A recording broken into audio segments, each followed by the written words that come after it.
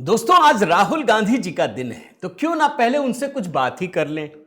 राहुल जी, आज लाखों लोग सावरकर को याद कर रहे हैं। कुछ मामला है क्या? सच सच बताइएगा। मेरा नाम राहुल सावरकर नहीं है, मेरा नाम राहुल गांधी है। हाँ, ये तो मैं भी आपसे सहमत हूं राहुल जी। बस ये सहमत नहीं हूं कि उन्होंने माफी मांगी, और ये भी सहमत नहीं कि आप माफी नहीं मांगते हैं। क्या कहेंगे? मेरा नाम गांधी है, गांधी किसी से माफी नहीं मांगता। आपको गांधी सरनेम पर बड़ा गुमान है। वैसे इस सरनेम पर तो हमें भी गुमान है, मगर क्या गांधी सरनेम रखने से ही सब कुछ हो जाता है? मर जाऊंगा अगर माफी नहीं मांगूंगा, मर जाऊंगा अगर माफी नहीं मांगूंगा। अरे राहुल जी, एक ही बात को दो बार कहने की जरूरत नहीं है। आरएसएस के लोग सब जानते हैं कि आप माफी मांग लेते हैं। आरएसएस के लोग सुन लो, आपने कहा कि मुझे माफी मांगनी चाहिए, मैं कभी माफी नहीं मांगूंगा। लगता है कि कोई राहुल गांधी को झुका नहीं पाएगा, कोई भी उन्हें सरेंडर नहीं कर पाएगा। क्या कहेंगे? को बता दें, हाईकोर्ट में राहुल गांधी ने माफी मांगी है। लोकसभा में नेता प्रतिपक्ष राहुल गांधी ने केंद्रीय मंत्री शिवराज सिंह चौहान के बेटे से जुड़े मानहानि केस में जबलपुर हाईकोर्ट में लिखित में अपने बयान पर माफी मांग ली है। गांधी ने हाईकोर्ट में जताया कि भूलवश शिवराज सिंह चौहान का नाम लिया। अरे एडिटर महोदय, ये क्या कर दिया यार? राहुल जी तो गुस्सा जाएंगे। क्यों राहुल जी? हमें माफ कर दो, जो भी हमसे चाहते हो ले लो, बस मुझे जेल से निकाल दो। ये कैसे कैसे दिन देखने पड़ रहे हैं भगवान। मगर दोस्तों, आज कुछ ऐसी ही दिलचस्प चीज डिकोड करने जा रहा हूं, बस मजे लीजिए।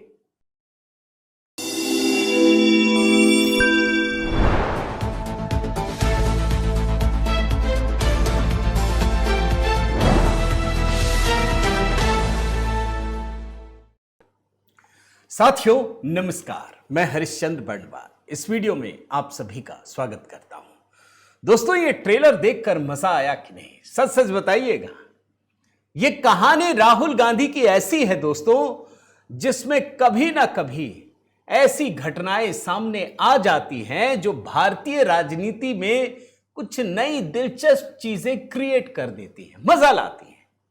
लेकिन बात सिर्फ मजे की नहीं है दोस्तों, आज तो बल्कि मुझे यह भी कहना पड़ेगा, बाप शेर तो बेटा सवा शेर। एक वैसे वो भी है, बाप नंबरी बेटा 10 नंबरी, लेकिन ये थोड़ा नेगेटिव जाता है। बाप शेर तो बेटा सवा शेर। और ये बेटा कौन है? केंद्रीय मंत्री शिवराज सिंह चौहान के बेटे कार्तिकेय सिंह चौहान। राहुल गांधी ने माफी मांगी। ये खबर तो जंगल में आग की तरह फैल गई। लेकिन राहुल गांधी ने माफी क्यों मांगी, यह जानना जरूरी है दोस्तों। और राहुल गांधी को कैसे शिवराज सिंह चौहान के बेटे ने कोर्ट में धर दबोचा? आखिर पैरों में जाकर गिरने की जरूरत क्यों पड़ी? ये सारी चीजें डिकोड कर रहा हूं दोस्तों। आपसे निवेदन करता हूं, जरूर कमेंट कीजिए, एक कमेंट जय सिया राम, ताकि संवाद का एक सिलसिला भी शुरू हो दोस्तों। आइए शुरू करते हैं। पहले तो मैं आपको खबर ही दिखा देता हूं जिसकी वजह से ये बनाने की जरूरत पड़ी। राहुल गांधी ने लिखित में मांगी माफी, जिसके लिए हाईकोर्ट में देना पड़ा आवेदन। कहानी यह है दोस्तों, और देखिए आज 25 तारीख है ना, ये कल की घटना है। ये हाईकोर्ट में, मध्य प्रदेश हाईकोर्ट में एक मानहानि के मुकदमे में बाकायदा राहुल गांधी को लिखित आवेदन प्रस्तुत करके माफीनामे पर बताना पड़ा कि मैं माफी मांग रहा हूं। सुनवाई कहां हो रही थी दोस्तों? हाईकोर्ट में हो रही थी। जबलपुर हाईकोर्ट की बेंच है ये, और सिंगल जज हैं हाईकोर्ट के न्यायमूर्ति प्रमोद कुमार अग्रवाल। ये एकल पीठ है। माफीनामा दे दिया, और राहुल गांधी की तरफ से जो वरिष्ठ अधिवक्ता है अजय गुप्ता ने कहा कि राहुल गांधी का बयान शिकायतकर्ता यानी कार्तिकेय सिंह चौहान के संबंध में नहीं था। बयान को लेकर गलतफहमी हुई है, उनको जोड़ करके नहीं देखना चाहिए। अभी मैं बयान के बारे में बताता हूं। अभी तो सबसे बड़ी खबर है कि माफी मांगी। कहां माफी मांगी? हाई कोर्ट में मांगी, लिखित में मांगी, कोर्ट को जानकारी दी। किससे माफी मांगी? शिवराज सिंह चौहान के बेटे कार्तिकेय सिंह चौहान से मांगी। अब मैं जरा आपको बताता हूं दोस्तों कि यह मामला दरअसल है क्या। क्यों माफी मांगनी पड़ी, क्या था यह पूरा मामला। दरअसल यह मामला दोस्तों पूर्व मुख्यमंत्री और केंद्रीय मंत्री इस समय शिवराज सिंह चौहान के बेटे कार्तिकेय सिंह चौहान से जुड़ा है। यह राहुल गांधी के खिलाफ भोपाल की एमपी एमएलए कोर्ट में एक मानहानि का मुकदमा दायर करते हैं। क्यों? इसमें कहा गया है कि 2018 में झाबुआ में एक चुनावी सभा थी। अब राहुल गांधी को रिसर्च तो करना नहीं होता भाई, बोलना है, पता चला अच्छा मध्य प्रदेश से बोल रहे हैं तो चलो बाप बेटे पे इल्जाम लगा दो, यही होता है। मुख्यमंत्री थे। अब इन्होंने क्या कहा दोस्तों, इन्होंने ये कहा कि पनामा पेपर्स में शिवराज सिंह चौहान के बेटे का नाम है, कह दिया उन्होंने। इसी बयान को आधार बना करके कार्तिकेय सिंह चौहान ने भोपाल की एमपी एमएलए कोर्ट में मानहानि का मुकदमा दायर किया। यह कहा कि राहुल गांधी के बयान से उनकी छवि को नुकसान पहुंचा है। पनामा पेपर लीक स्कैंडल का मामला है, सीधे उनके बेटे का नाम दिया। अब इसके बाद दोस्तों इसी शिकायत के आधार पर अदालत ने राहुल गांधी को निजी तौर पर पेश होने के लिए समन जारी कर दिया था। राहुल गांधी को लगता है किसी के बारे में कुछ भी बोल दो बस चल जाएगा, ऐसा नहीं होता भाई। आप बोलते हैं, आप पॉलिटिकल चीजें बोलिए ना, लेकिन अब बच्चों को, फैमिली को घसीट रहे हैं जिनका कोई लेना देना नहीं है। मैं जरा आपको राहुल गांधी का वो बयान सुना देता हूं दोस्तों, जिसमें वो बोलते हैं कि मामा जी का जो बेटा है उसका नाम पनामा पेपर्स में, सुन लीजिए। जो बेटे हैं पनामा पेपर्स में उनका नाम निकलता है, चीफ मिनिस्टर का बेटा उसका नाम पनामा पेपर्स में निकलता है, तो कोई कार्रवाई नहीं होती। अब जाहिर है दोस्तों, राहुल गांधी ने कहा, कह दिया। राहुल गांधी को कितना फर्क पड़ता है। अब जब एमपी एमएलए कोर्ट ने, जो विशेष अदालत है, राहुल गांधी को कहा आप हाजिर होइए, वो समझ गए मामला फंस जाएगा। ये सीधे हाई कोर्ट का रुख करते हैं। हाई कोर्ट की जो जबलपुर बेंच है दोस्तों, वहां पर राहुल गांधी को व्यक्तिगत रूप से 25 जून को कोर्ट में पेश होने के लिए जारी समन और मानहानि के मामले को रद्द करने की मांग की गई थी। यह कहा गया था हाई कोर्ट में। इसके लिए उनकी ओर से याचिका डाली गई थी। राहुल गांधी के अधिवक्ता कौन? विवेक कृष्ण तनखा और अजय गुप्ता। उनकी तरफ से यह दलील दी गई कि जो राहुल गांधी ने बयान दिया वो दरअसल कंफ्यूजन में दे दिया। फिर वो कहते हैं कि अगले बयान पर उन्होंने स्पष्टीकरण दिया था। क्या स्पष्टीकरण दिया था? कि पनामा पेपर मामले में छत्तीसगढ़ के तत्कालीन मुख्यमंत्री रमन सिंह के पुत्र अभिषेक सिंह का नाम लेना था, लेकिन उन्होंने भूलवश शिवराज सिंह चौहान के बेटे कार्तिकेय चौहान का नाम ले लिया था, यह कहा गया। आप समझ रहे हैं? बताइए, अभी मैंने आपको बयान सुनाया ना, वो मामा ही कह रहे हैं ना, कुछ और तो नहीं कह रहे भाई। छत्तीसगढ़ के जो मुख्यमंत्री है रमन सिंह, तत्कालीन मुख्यमंत्री, क्या उनको मामा कहते हैं वहां पे? भाई आपने जानबूझ के कहा और इसीलिए कार्तिकेय कोर्ट पहुंचते हैं। यह मामला तब भी शांत हो जाता दोस्तों अगर राहुल गांधी ने उसी समय माफी मांग ली होती, यह आप समझ लीजिए। लेकिन राहुल गांधी ने नहीं किया, अब जाकर के माफी मांगी है। और इसीलिए दोस्तों ये जो रास्ता है ये सुलझ गया। लेकिन राहुल गांधी के जीवन पर एक ऐसा दाग लगा गया है दोस्तों, इस बात को समझ लीजिए। जब राहुल गांधी ने माफी मांग ली है, इसके बाद कार्तिकेय सिंह चौहान ने सहमति जता दी है और मैं मानकर चलता हूं कि यह विवाद अब खत्म हो चुका है, इसमें कुछ नहीं बचा है। लेकिन हां, वो चुनावी माहौल था दोस्तों, यही तो होता है ना, चुनाव में फायदा उठाने के लिए आप कुछ भी बोल देते, यही तो होता है ना, आप समझिए इस बात को।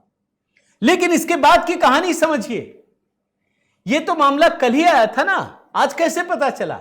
क्योंकि इसको दबाने की भरपूर कोशिश की गई।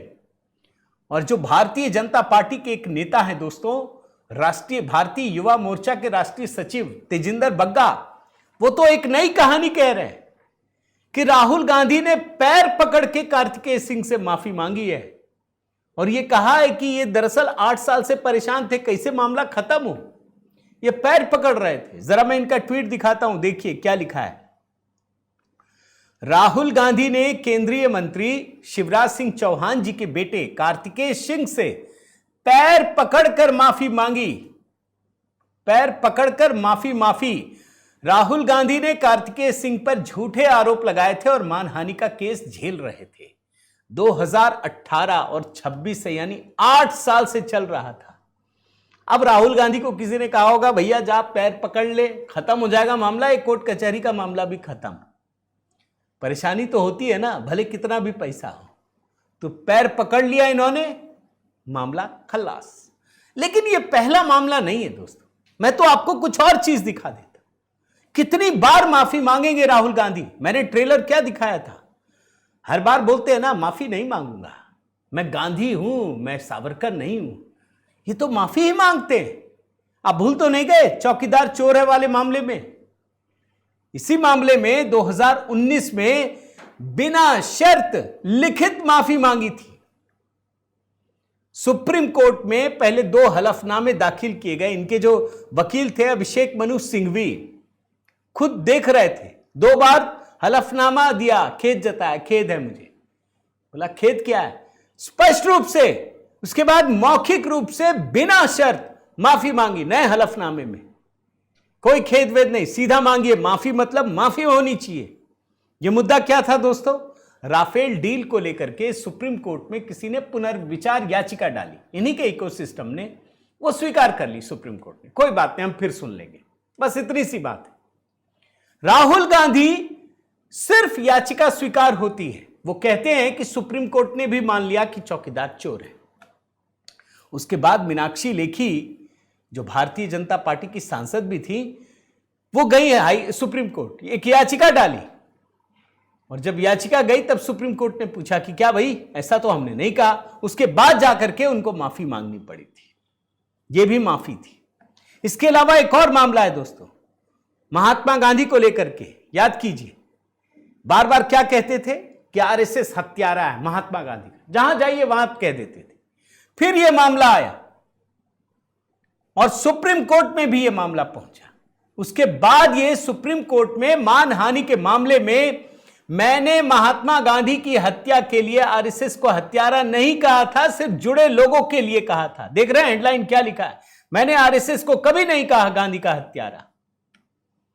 देख रहे हैं? और सुप्रीम कोर्ट ने दोस्तों इससे पहले कहा है कि राहुल गांधी को एक संगठन की सार्वजनिक रूप से निंदा नहीं करनी चाहिए। अगर उन्होंने खेद नहीं जताया तो उन्हें मानहानि मामले में मुकदमे का सामना करना पड़ेगा। और यह मामला कब का है मैं बता दूं, साल 2014 महाराष्ट्र के ठाणे में एक जनसभा को संबोधित करते हुए राहुल गांधी ने कहा था कि आरएसएस के लोगों ने महात्मा गांधी की हत्या कर दी है, यह कहा था। वहां पर भी जाकर के उन्होंने पलट दिया अपने आप को। लेकिन तब अड़ना चाहिए था कि माफी मंगवाओ उससे, लिखित में चाहिए माफी। छूट गए, लेकिन पलट दिया अपने आप को। इसी तरीके से याद कीजिए, सारे मोदी चोर हैं, सजा भी हुई इसमें, आप जानते हैं। लेकिन आखिर में सुप्रीम कोर्ट ने कहा कि कोई बात नहीं, होल्ड कर दिया। इसी तरीके से एक और मामला है दोस्तों, वो भी आपको मैं दिखाता हूं। यह राष्ट्रपति के अभिभाषण पर चर्चा के दौरान, यह पिछले साल जनवरी की बात बता रहा हूं दोस्तों, क्या हुआ था आप जानते हैं ना? राहुल गांधी ने अपने भाषण में कहा कि भारत का जो विदेश मंत्री है, जब वो अमेरिका जाता है तो वहां मोदी जी के लिए कहता है कि मोदी जी को बुलाओ, इस फंक्शन में मोदी जी को बुलाओ। अब सोचिए, संसद के भीतर नेता प्रतिपक्ष ये कह रहे हैं कि भारत का विदेश मंत्री अमेरिका जाता है, वहां दबाव डालता है कि हमारे मोदी जी को बुलाओ। यह सिर्फ झूठ बोलने का मामला नहीं था दोस्तों, इसमें क्या था कि दो देशों के संबंधों को भी खराब करने का मामला है। इसमें भी माफी मांगनी पड़ी थी। मैं जरा आपको 3 विंडो दिखाता हूं। इस 3 विंडो में क्या है मैं बता देता हूं। पहले राहुल गांधी ये बात अंग्रेजी में बोलते हैं, मैं उसको हिंदी में बता दे रहा हूं कि हमारे विदेश मंत्री अमेरिका जाते हैं, वहां के लोगों को बोलते हैं कि मोदी जी को बुलाओ, मोदी जी को बुलाओ। फिर खड़े होते हैं किरण रिजिजू, पकड़ लेते हैं, कह रही है तो झूठ बोल रहे हैं।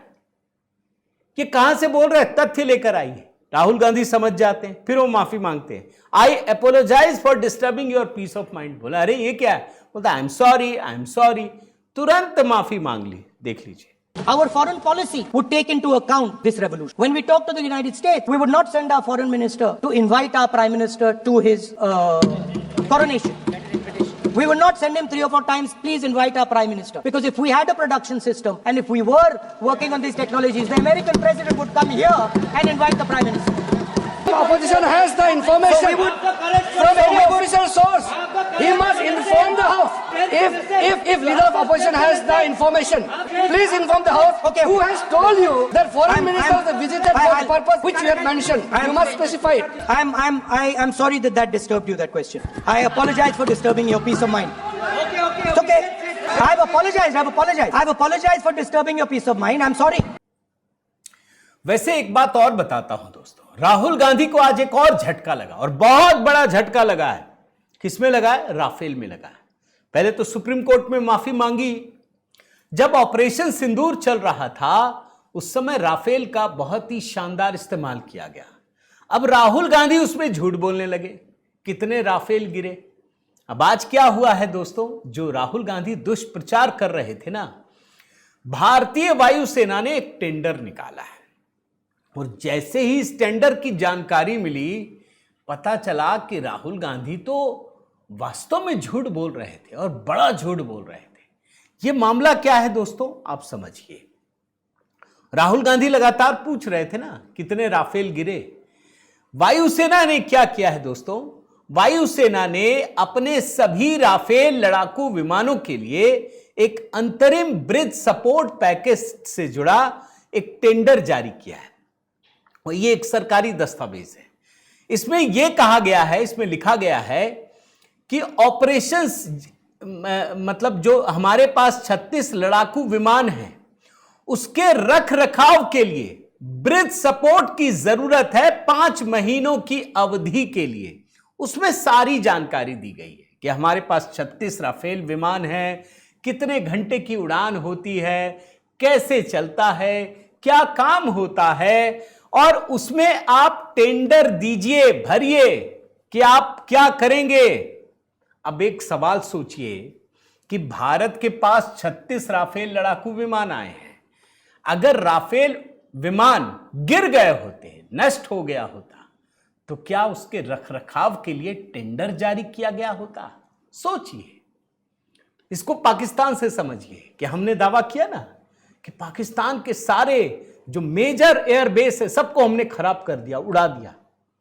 उसके बाद पाकिस्तान ने एक ओपन टेंडर जारी किया कि हमारे एयरपोर्ट को जो बनाएगा, पुनर्निर्माण करेगा, उसके लिए टेंडर जारी किया। तभी तो हमें पता चला ना पूरी दुनिया को कि भाई जो भारत कह रहा है वो सच है। जो सैटेलाइट की तस्वीर दिख रही है उसको भी लोग मानने को तैयार नहीं है, लेकिन जब पाकिस्तान सरकार ने, सेना ने टेंडर निकाला है तब तो मानेंगे। तो यहां भी भारत की सेना ने टेंडर निकाला है कि हमारे पास 36 लड़ाकू राफेल विमान हैं, उसकी उड़ान इतने घंटे की है, हमको ब्रिज सपोर्ट अनुबंध चाहिए।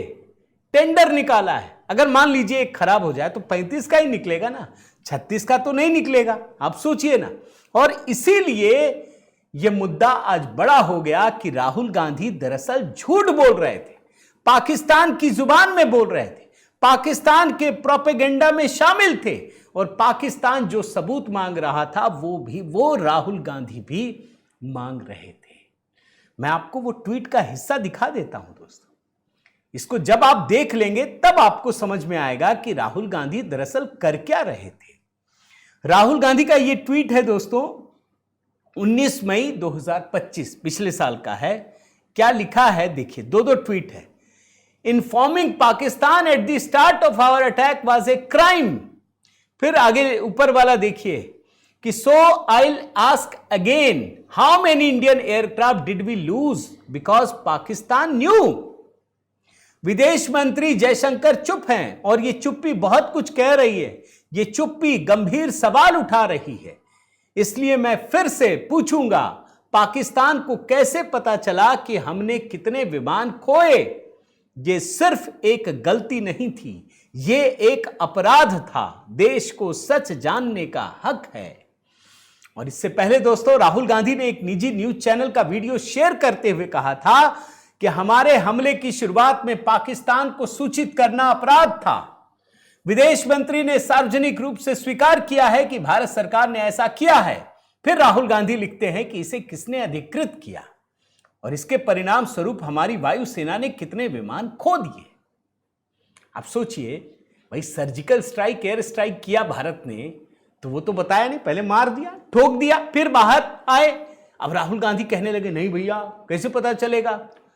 इस बार भारत सरकार ने अलग ही काम किया, पहले बता दिया कि तुमको मारेंगे, घुस के मारेंगे और सब जगह मारेंगे।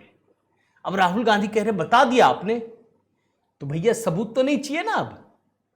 लेकिन अब उधर से सबूत नहीं चाहिए, कहां चाहिए कि पाकिस्तान ने हमारा राफेल गिरा दिया, यह सबूत चाहिए। जो भाषा पाकिस्तान की सेना बोल रही थी वही बोलने लगे। दोस्तों मैं तो एक ही बात कहूंगा, राजनीति जरूर होनी चाहिए, लोकतंत्र है, राजनीतिक विपक्ष सबके अपनी मर्यादा है। विपक्ष का काम है सरकार को घेरना और होना चाहिए, यह मैं मानता हूं। लेकिन एक लक्ष्मण रेखा होनी चाहिए, राष्ट्रहित। कोई भी ऐसा काम मत कीजिए जिससे राष्ट्रहित को नुकसान पहुंचे। राहुल गांधी इसी सीमा को लांघ जाते हैं दोस्तों, और इसीलिए इतनी परेशानियां होती हैं, इसीलिए माफी भी मांगनी पड़ती है। उम्मीद करता हूं दोस्तों ये वीडियो आपको जरूर पसंद आया होगा। आप कमेंट जरूर करके अपनी राय दीजिएगा, लाइक कीजिएगा, शेयर कीजिएगा। अगर चैनल आपने सब्सक्राइब नहीं किया है दोस्तों जरूर कीजिए, बेल आइकन दबाइए। और हां देखिए HB शॉर्ट्स में दोस्तों कई नई कहानियां आपके सामने प्रस्तुत कर रहा हूं, देखिएगा, बताइएगा आप क्या सोचते हैं। बाकी अगर मेरे व्हाट्सएप चैनल से जुड़ना चाहें दोस्तों तो नंबर स्क्रीन पर है। अगर आप सपोर्ट करना चाहते हैं तो ज़रूर आप मेंबरशिप लीजिए, हमें भी ताकत मिलती है। बहुत बहुत धन्यवाद। जय सिया राम।